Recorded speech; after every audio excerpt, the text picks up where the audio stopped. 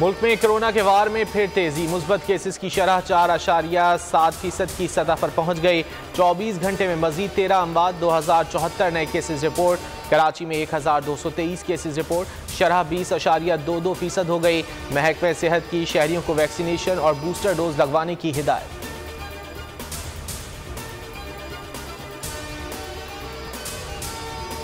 कौमी क्रिकेटर यासिर शाह मुबैना ज्यादती केस में बेगुनाह करार। इस्लामाबाद के थाना शालीमार ने नाम FIR से खारिज कर दिया। मुतासरा खातून ने एतराफ़ किया यासिर शाह का नाम गलत बयानी के बायस FIR में शामिल हुआ। पुलिस के मुताबिक यासिर शाह का केस से कोई ताल्लुक नहीं। मुदैया ने भी यासिर शाह का नाम केस से निकालने का कहा।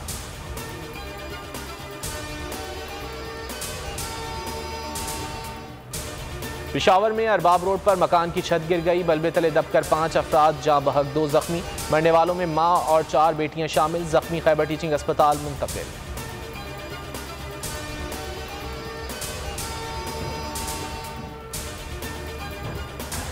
बर्फानी तूफान में फंसे सयाहों को लूटने वालों से हिसाब किताब का आगाज। ओवर चार्जिंग की शिकायत पर मरी में 15 होटल सील, महंगे खाने फरोख्त करने वाले होटल भी बंद।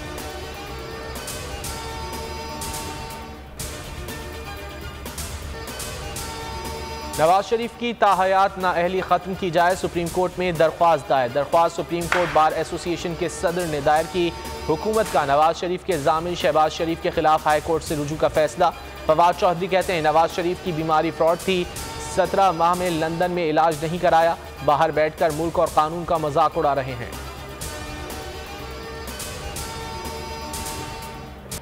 मिनी बजट का आम आदमी पर कोई असर नहीं पड़ेगा। वजीर आज़म इमरान खान कहते हैं महंगाई आलमी मसला है, पाकिस्तान अब भी सस्ता मुल्क है।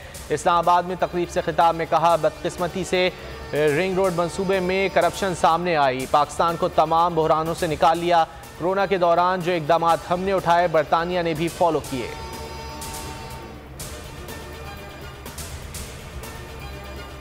कराची शेरशाह में केमिकल फैक्ट्री में आतिशज़दगी, फायर ब्रिगेड की 9 गाड़ियों ने 3 घंटे की जद्दोजहद के बाद आग पर काबू पाया।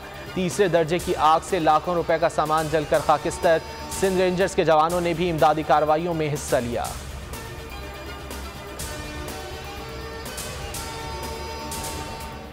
और गवादर और गिरदोनवाह में रात गए जलजला, लोग कलमा तैयबा का विर्द करते घरों से निकल आए।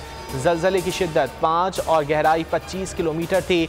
जलजले का मरकज गवादर से शुमाल में था।